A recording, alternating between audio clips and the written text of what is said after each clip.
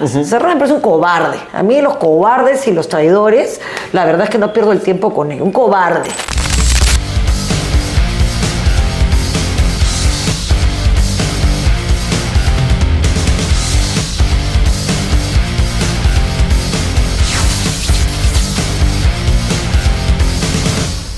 ¿Qué tal, amigos del Reporte? Bienvenidos a una nueva edición de entrevistas y esta vez nuevamente presencial. Vamos a hablar de muchas cosas. Están sucediendo problemas en la política nacional y para ello tenemos aquí a la exministra de Justicia, Marisol Perestello, con quien vamos a hablar de todo en realidad, ¿no? ¿Cómo está, ministra? Muy bien. Bueno, exministra, ¿no? ¿Cómo está? Buenos días, muchas gracias. Hablemos un poco de lo que está sucediendo con el gobierno de Dina Boluarte, ¿no? Es un gobierno que ha tenido bastantes bajos más que altos. Y en su último discurso ha dicho que se queda hasta el 2026.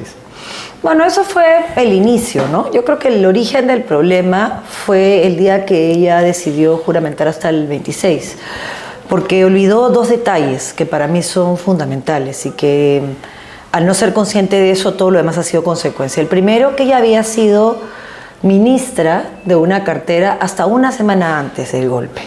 Y no había dicho absolutamente nada de todas las cosas que todos sabemos que se hicieron durante el gobierno del señor Castillo.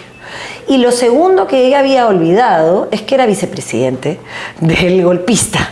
Y en ese doble rol no había impedido ni había denunciado ninguna de las cosas que hoy hemos olvidado, pero que son muy recientes. Arrantea, el dinero encontrado en Palacio, el digitar una serie de contratos, todos los mensajes en cada consejo descentralizado, asusando una cosa que es real en el Perú, que son los problemas de desigualdad y de discriminación y la frustración frente a la inequidad en las oportunidades. Todo eso yo no lo cuestiono.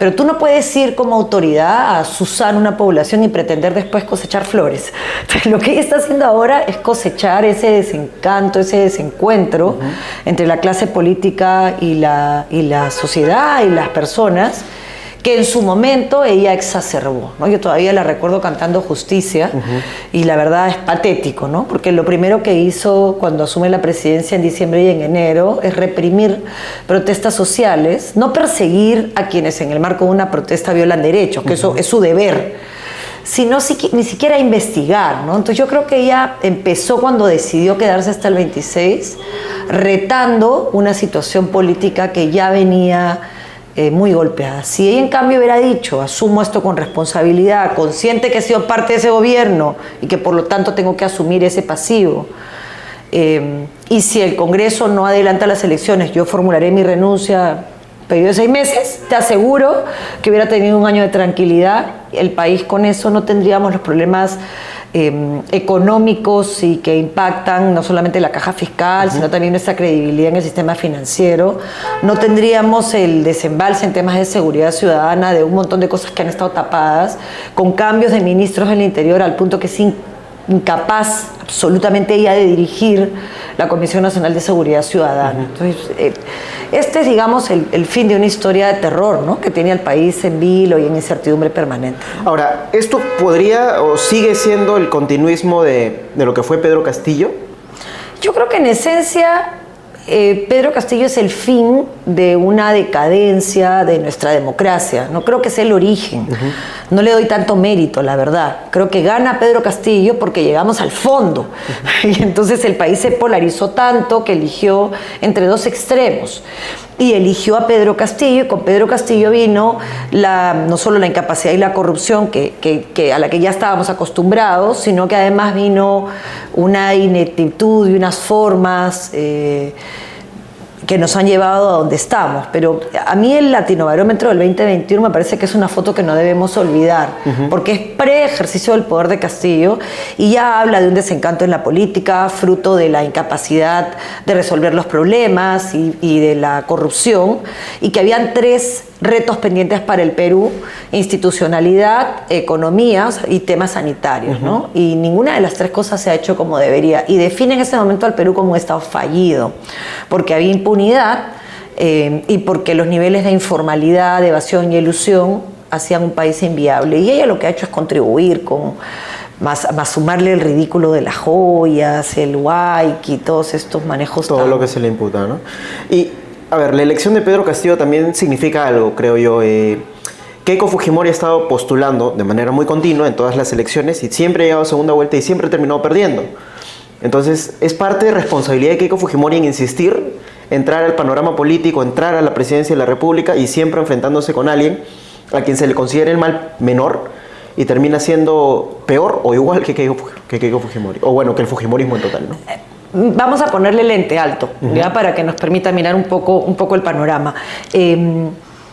Siempre ha ganado el quien ha pasado a segunda vuelta contra Keiko Fujimori, porque lo único organizado en realidad en el país es no le llamaría el antifujimorismo, pero quienes no van a aceptar bajo ningún supuesto, con distintas intenciones, pero reclamando más o menos las mismas cosas a fujimorismo en el poder, pero nunca le han dado gobernabilidad.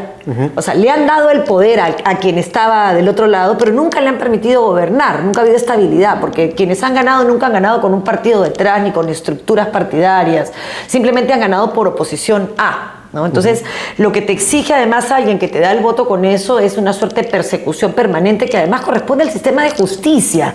O sea, la política tendría que desfujimorizarse y poder... Está difícil, ¿eh? No, es súper complicado. Imposible. Pero es que hay que intentarlo, ¿no? Porque Fujimori, claro, la impunidad que se ha generado no solamente con el indulto, que yo lo cuestiono de origen, no por la persona, sino por la forma, por lo legal del indulto. Y bueno, la evidencia de que hoy está, digamos, hablando de su vocación para volver a ser candidato, vuelve a cuestionar el origen humanitario del indulto. Pero más allá de eso, sí creo que hay un problema en cómo enfrentamos la política en el Perú y cómo no estamos enfrentando los verdaderos problemas del Perú. Y que este Congreso, con un fujimorismo fuerte y con un montón de bancadas que representan intereses subalternos hoy en esta suerte o burla de mesa directiva, no representan ni el 5% del país, ¿no? 5 y 8 entre Ejecutivo y Legislativo, y están retrocediendo en una serie de medidas para perseguir el crimen que eran necesarias, ¿no? Que tú pidas la presencia de un abogado para allanar hace imposible perseguir narcotráfico, trata de personas y alta criminalidad. Y eso que usted dice, no representan la legitimidad del pueblo, de los peruanos. Eso también se ha traducido en las elecciones para los propios candidatos presidenciales, porque ninguno ha superado, creo yo, el 30% de... Y lamentablemente con casi 40 partidos probablemente tampoco lo superen, y esa fragmentación se ve representada en el Parlamento, y entonces tenemos tres alternativas. Nos convertimos en Guatemala en su momento, que lo que tenía era vaciamiento del poder, que es un poco lo que estamos viviendo ahora con el Congreso, ¿no? Un montón, pues tienes a Cerrón y tienes al fujimorismo votando igual permanentemente, armando mesas directivas, ¿no? Alianzas, ¿no? Es una locura, o sea, es de no creer, porque además votando igual en temas en los cuales se supone que sí hay diferencias ideológicas, ¿no? Que es, por ejemplo, el tamaño del Estado, el manejo del aparato estatal, el equilibrio de poderes, el control o administración de la caja fiscal. O sea, es una locura que el Congreso crea que puede tener gasto público. Eso le da en el espinazo a toda posibilidad de tener una economía sana. Todo el tema de minería ilegal, es una locura que se promueve inversión por un lado y por otro lado se permita inversión de economías ilegales que perforan y petardean un sistema económico sano. Entonces, ese voto igual lo que hace es representar Guatemala que se puede poner de acuerdo en un montón de cosas que cubren los intereses de ellos. Y el otro modelo es el mexicano, ¿no? En el que se llega a un nivel de convivencia con el narcotráfico muy peligroso. Y ya con la criminalidad transnacional vamos a tener que recuperar el 26 institucionalidad y tener mucha fuerza, mucha firmeza para ser capaces de confrontar lo que el crimen organizado significa en el poder, ¿no? Y eso es lo que lamentablemente hoy el fujimorismo, el cerronismo y todas las fuerzas representadas en el Congreso encarnan, ¿no? Estamos ahorita en un panorama encaminándonos para lo que es las elecciones del 2026. Ya se han visto candidatos, algunos más pintorescos que otros, algunos llaman mucho la atención, otros pasan muy desapercibidos. ¿Cómo está viendo usted este panorama a puertas ya, bueno, en el camino del 2026? Bueno, yo he trabajado todos estos años desde que se sentó, de hecho, el señor Castillo, desde la segunda vuelta, ¿no? En la que muchas personas tuvimos que tomar una decisión que no quisiéramos tener que tomar y que no quiero que se repita el 26. Claro.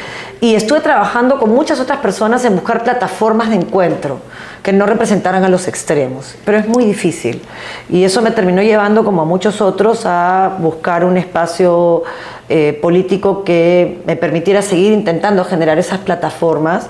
Cada vez es más difícil, cada vez hay más personas queriendo o peleando por un espacio propio más que por un espacio grupal de equipo, que es la forma como vamos a poder revertir esto.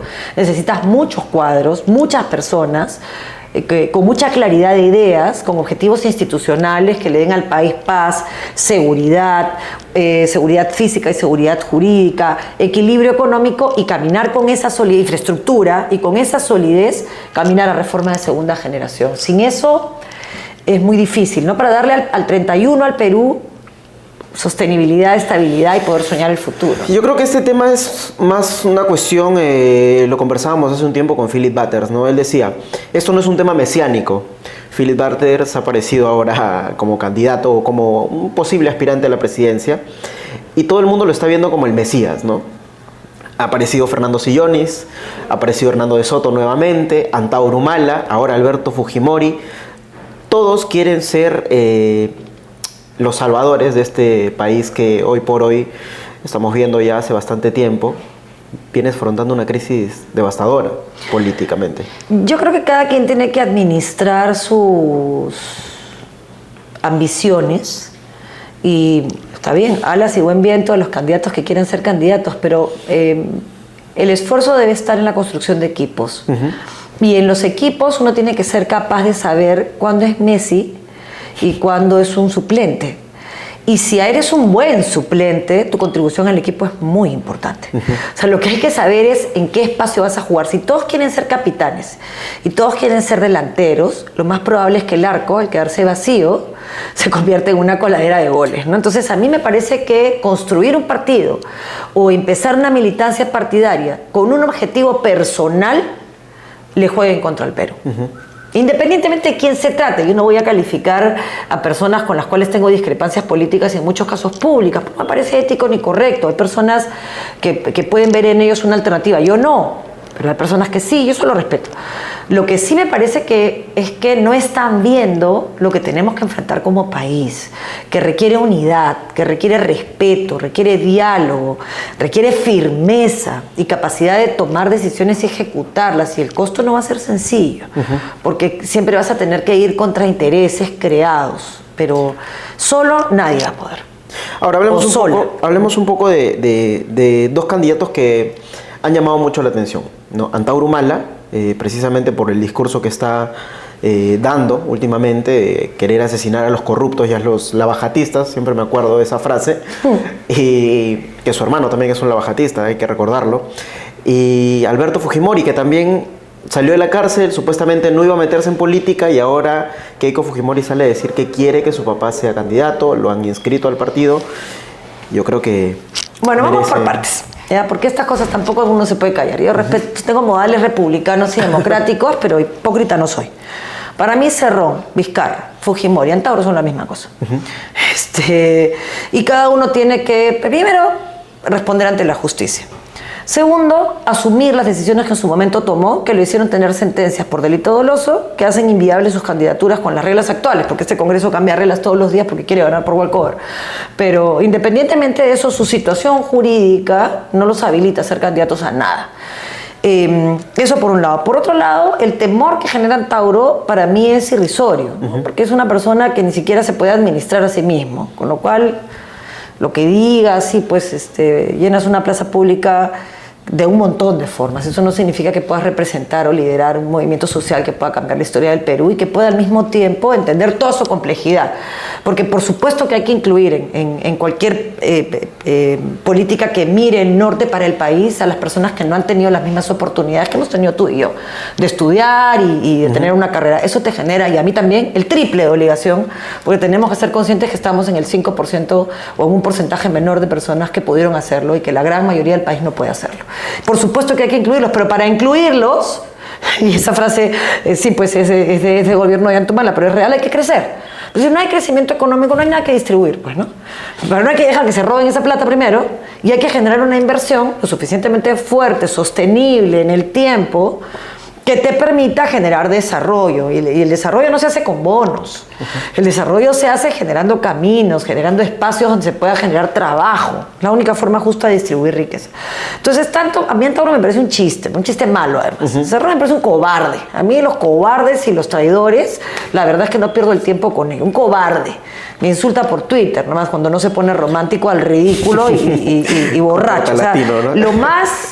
Lo más bajo en la cadena ¿no? El hombre que necesita tomarse un trago para tener el valor de decir algo, y además acobardado, escondido, ¿no? Insultando por Twitter. Parte al frente, pues. Yo investigué a Cerrón cuando estaba presidiendo la Comisión Belaún del Ocio y estuve en Junín, mirando, parada, tratando de cruzar al puente Comuneros, que no tenía llegada, o sea, en una mesa en la mitad del río, una cosa absurda. Y todos sus vínculos en su momento con Iván Tumala, igual que Tito Curia en Cusco. Y toda la relación que ellos tenían con Antalsi. Lo que pasa es que eso ya aparece, pues, historia del siglo pasado, han pasado 10 años. Entonces, no es. Pero no lo toca mucho tampoco, ¿no? ¿A qué? El caso Antalsi.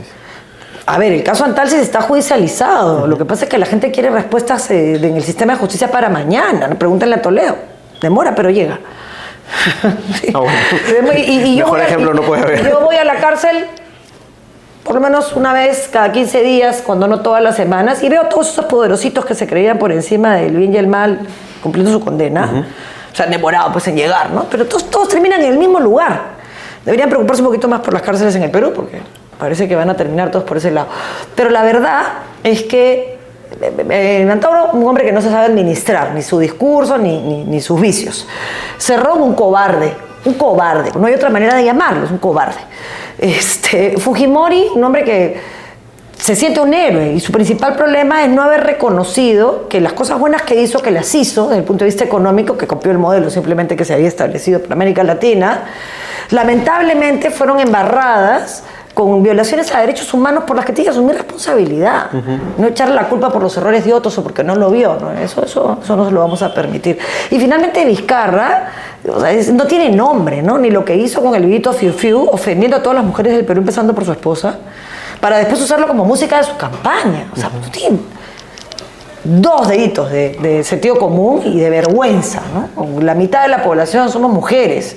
¿Tú crees que le vamos a permitir a un payaso que cree que porque sale con las orejitas de Mickey Mouse nos olvidamos de lo que ha hecho? O con su lagarto como mascota, ¿no? O sea, ya sí, pues puede ser cómico, ¿no? Pero no puede ser candidato, ¿no? Y además le están mintiendo a la gente, porque están hablando de candidatos alternativos que no van a ser candidatos porque no están inscritos. El que no está inscrito en un partido hasta el 12 de julio no puede ser candidato en una plancha presidencial. Entonces sí, Fujimori se inscribió, pero se inscribió por otras razones. Fue para distraer el proceso judicial que es público de su hija. Entonces ahora todo el mundo habla de la candidatura de Fujimori y nadie habla del proceso judicial y de todo lo que está saliendo, independientemente de que uno esté de acuerdo o no con las formas de Pérez y de Vela. Hay información que uno tendría que escuchar y por lo menos formarse un juicio, ¿no?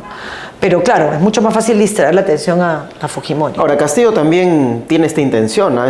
Ya se ha visto, ha salido su abogado a decir, se ha inscrito a su partido. Eso parece sacado de un cuento de hadas, no sé. Y Toledo también, pero ya eso es ya regreso de los muertos vivientes, no, ya eso no. O sea, ya, mira, si estos cuatro, más que preocuparme, digamos, su potencial político, me preocupa su poca capacidad para entender que no es lo que el Perú necesita en este momento. Ya Castillo, su nivel de inimputabilidad, digamos, política, ¿no? Porque la penal de todas maneras se la va a llevar, es pues inmensa, ¿no? No es justo lo que ha hecho con los profesores en el Perú, ¿no? O sea, el maestro de escuela, el maestro rural, es un ejemplo, ¿no? Es alguien a quien deberíamos honrar, respetar, ¿no? Tú no puedes respetar a un maestro que para poder ascender se copia su tesis, pues, ¿no? O hace un plagio. A mí la deshonestidad intelectual te refleja, ¿no? Entonces era Acuña, ¿no? ¿Y qué otro me dijiste para reírme? Porque me dijiste Castillo y otro así... pues Toledo, que también dice que se ha inscrito en un partido. No puedes, ¿no? ¿Y César Acuña? O sea, pero si tienes un ministro de educación... que le dice maestro, con todo respeto, ¿no? Mira, yo he trabajado con los Acuña en la Alianza por el Gran Cambio cuando fuimos de una misma bancada y trabajamos muy bien, la verdad. pero la conducta de César Acuña, nuevamente la autorreferencia, el yo soy, el monumento dorado, el premio a mí que me doy yo. ¿En qué país su autobombo, vivimos, ¿no? Su autobombo. Es patético, en verdad. Usted está encaminándose también en este proceso político, ir quizá más allá de ser una persona que viene y obviamente con todo el intelecto del mundo nos narra y nos explica más o menos las cosas que ocurren en nuestro país, también está encaminándose para participar quizá del próximo proceso electoral. Sí, estoy además en una tarea mucho más complicada, ¿no? Porque yo no te voy a negar una aspiración toda la vida, ¿no? Cuando eres chico y te preguntan qué cosa quieres ser, bombero, policía, presidente, pues, ¿no? Y digamos, tengo 36 años trabajando, haciendo política partidaria. Sí, claro que en mi fuero interno, digamos, hay una ilusión de poder servir al país. Pero tengo además un reto mucho más grande, mucho más complejo que ese, ¿no? Yo no quiero una tarjeta que diga candidato a la presidencia, o ex candidato a la presidencia, o incluso presidente. Quiero ser parte del equipo que gobierna el Perú bien. Mucho más difícil. Y para eso tienes que estar dispuesto a estar en la banca, a ponerte la cinta de capitán o a aplaudir.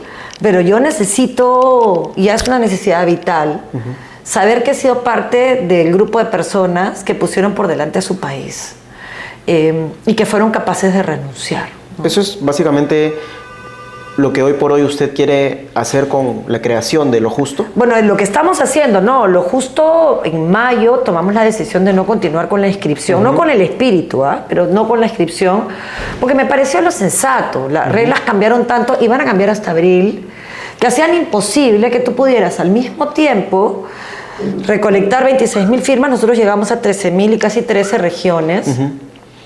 Y buscar buenos candidatos para el Congreso, Cámara de Diputados, Senadores, Parlamento Andino, Plancha, hasta el 12 de julio, y buenos candidatos para los distritos, provincias y regiones, o sea, 2.000. Es imposible hacer todo al mismo tiempo, ¿no? Entonces, sí, ¿cuál es el objetivo?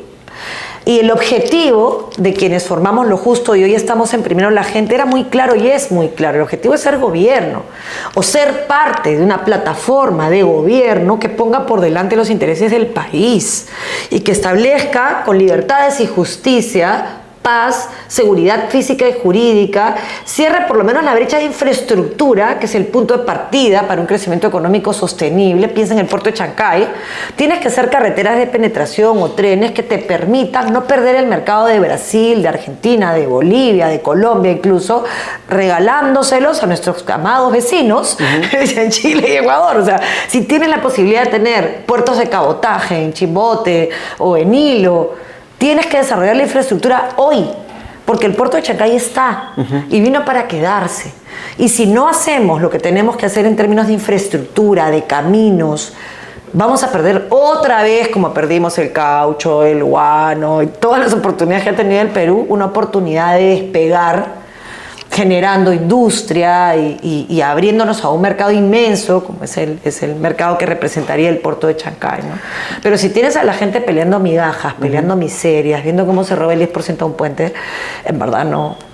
Y eso es lo que queríamos hacer en Lo Justo. Entonces, en Primero la Gente, que era un partido que tenía ya inscripción, que tiene inscripción desde el 5 de julio del año pasado, nos han acogido con apertura. Es un partido, no es piramidal, sino meseta, no hay un dueño ni un mesías, hay un CEN, que es el que dirige el partido, esperemos que todas las decisiones sean por consenso, hasta ahora lo han sido. Nosotros tenemos asiento en ese comité político y en ese CEN, y así funciona también a nivel descentralizado, con estructuras orgánicas más funcionales, ¿no? que jerárquicas. Y es bien horizontal, y a mí eso me gusta mucho.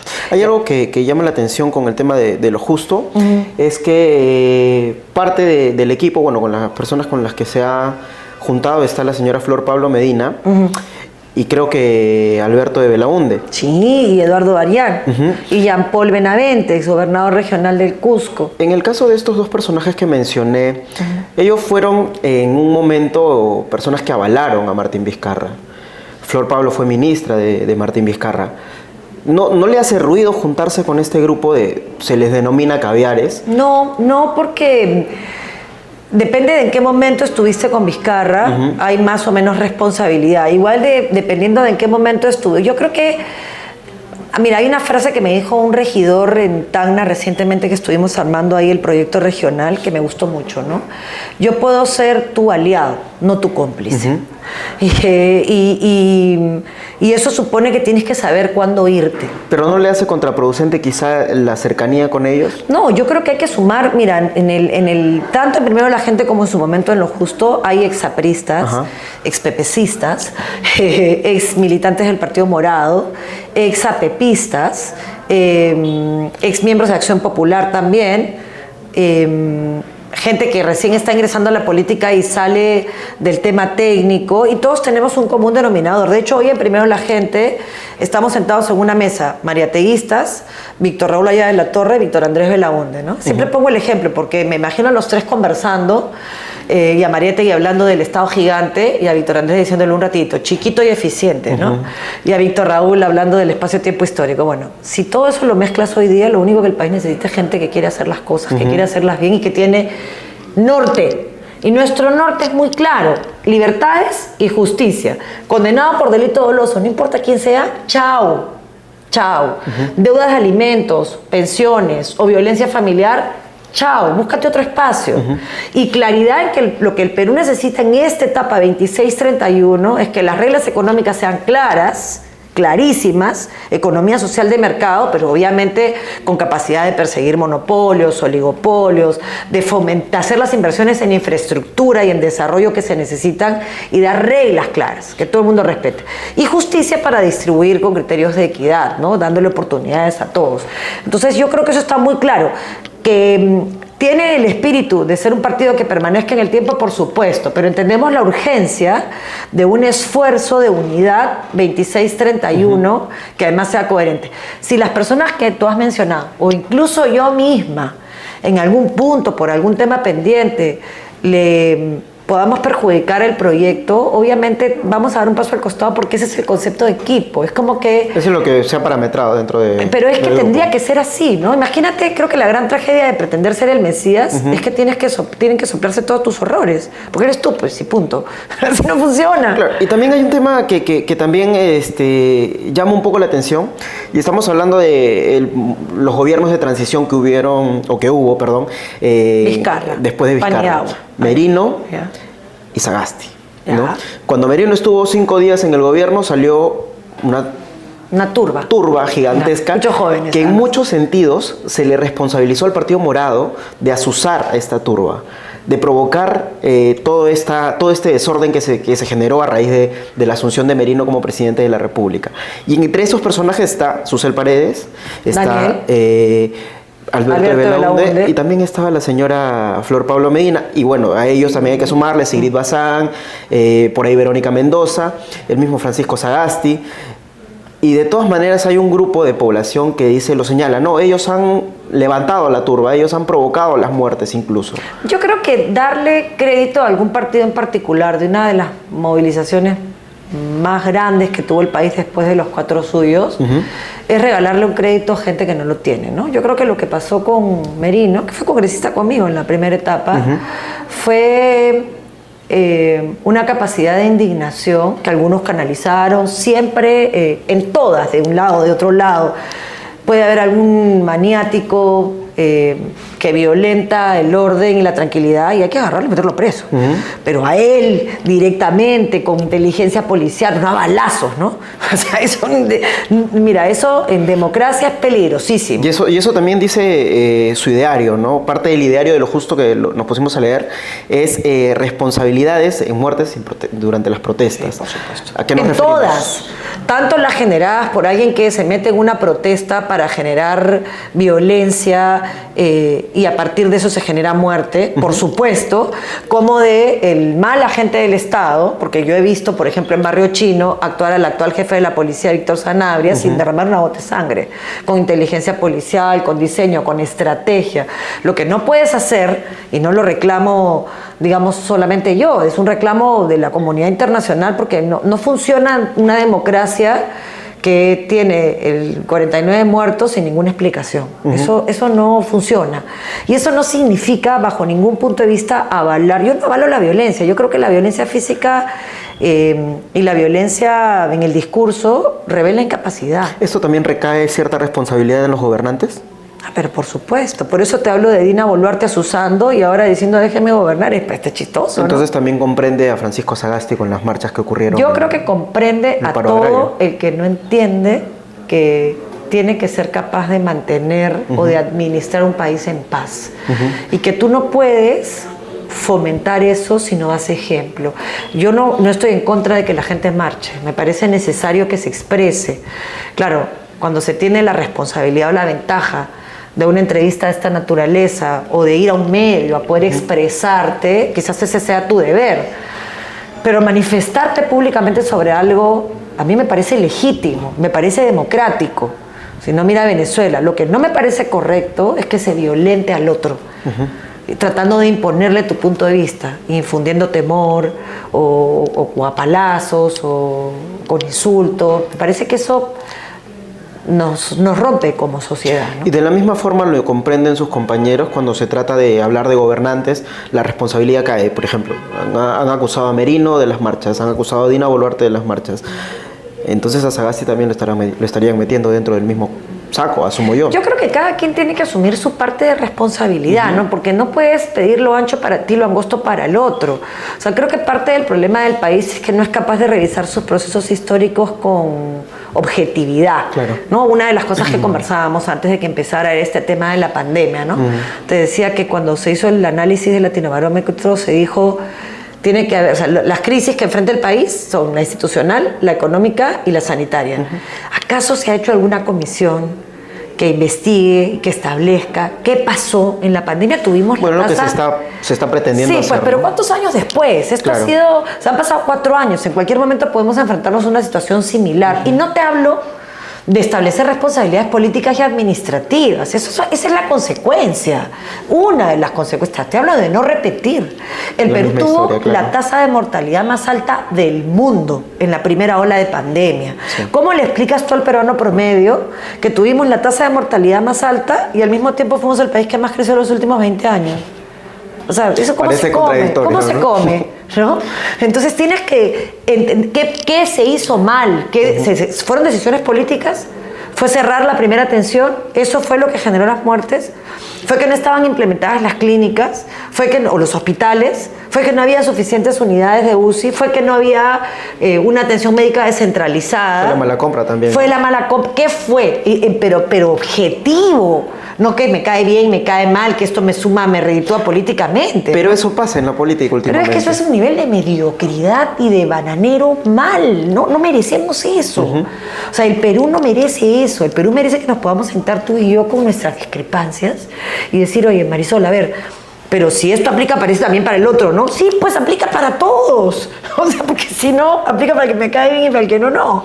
Entonces, si no eres capaz de aplicar objetivamente un criterio de análisis, independientemente de si estabas de acuerdo o no con esa marcha en particular, si la marcha termina en violencia, quien desencadena esa violencia, quien las usa, tiene que hacerse responsable, tiene que vivir con esas muertes, además. O sea, una de las razones por las cuales a mí las marchas siempre me han frenado es porque yo no resistiría un ataque violento. Mi personalidad no es de huida, de ataque. Entonces yo soy tranquilita, porque no soy tranquilita. Entonces, si tú me atacas, yo voy a resistir hasta que me sienta como el toro en la última y hasta la última gota de sangre. Soy tan niña, pues, resistente, ¿no? Resiliente, ¿no? Lodo, eso nunca, dice una canción en Tacna. Sangre antes que lodo. Entonces yo voy a resistir. Pero si me tiran una bomba lacrimógena, si viene alguien y me mete un palazo, si viene otro y me insulta, no tengo pues 10 mejillas, ¿no?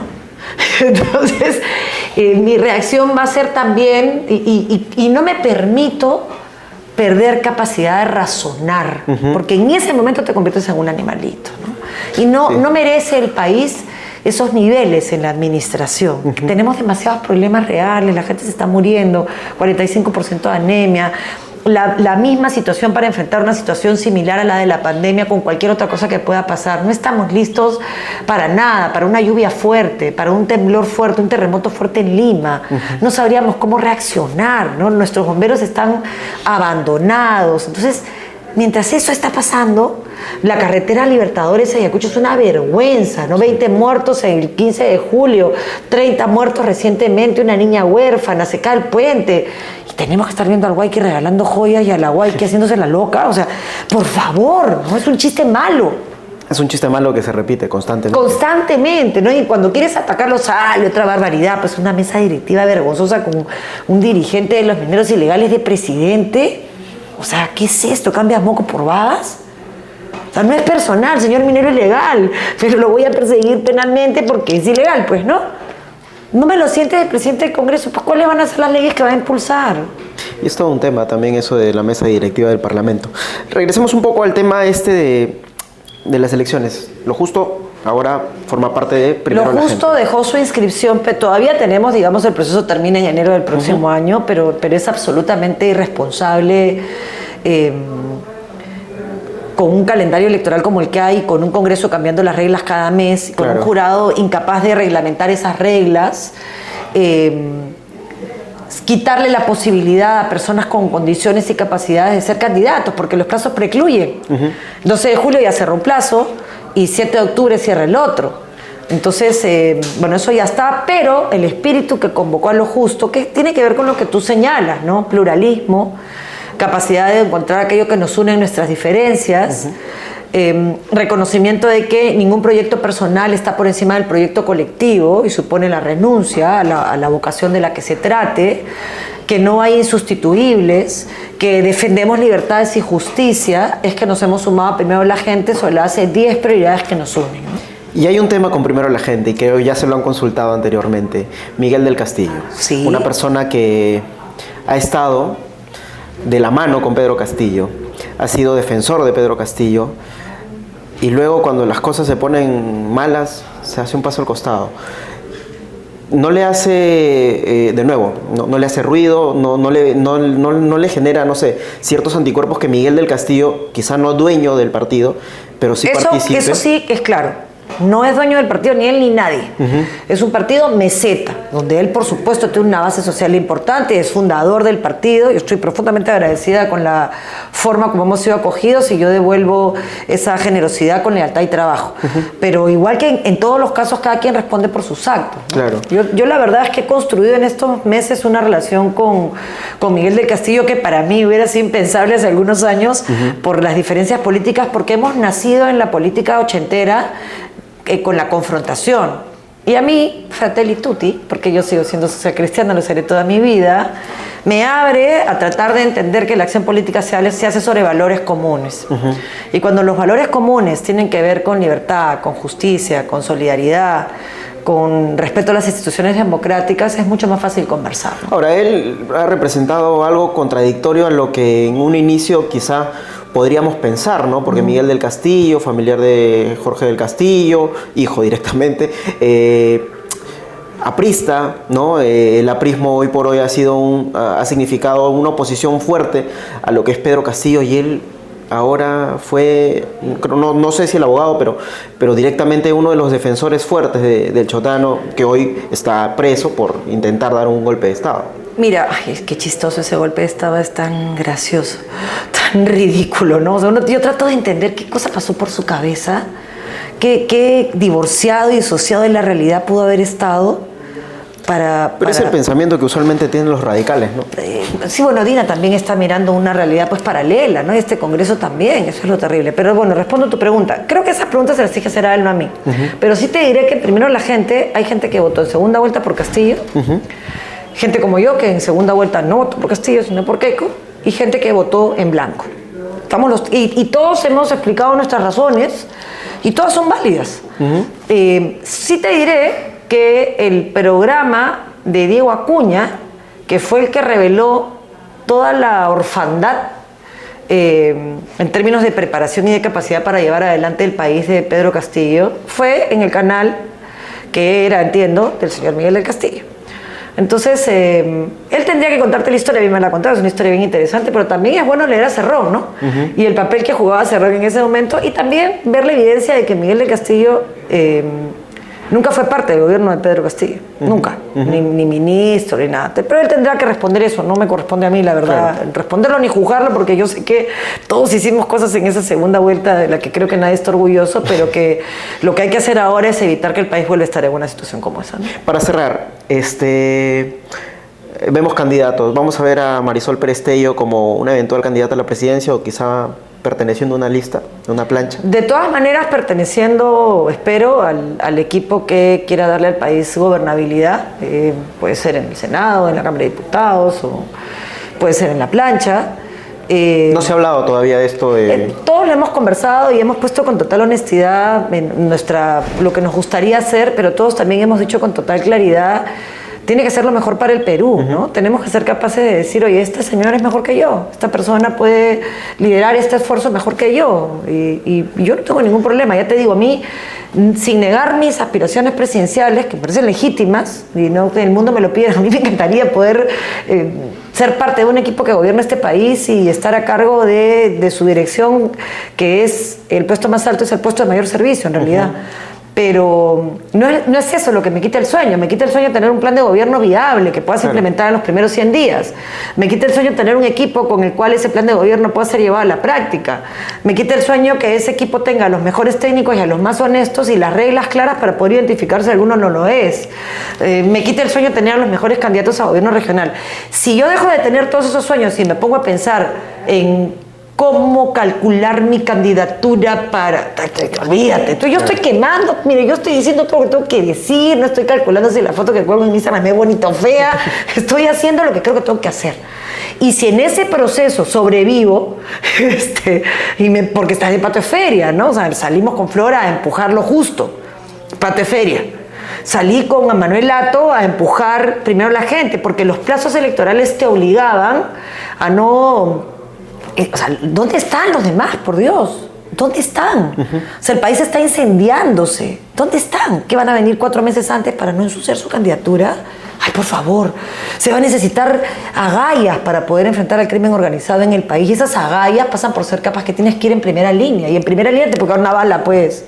Si no estás dispuesto a eso, no das la talla para lo que el Perú necesita en este momento enfrentar. Y hay cosas que hay que esperar todavía porque...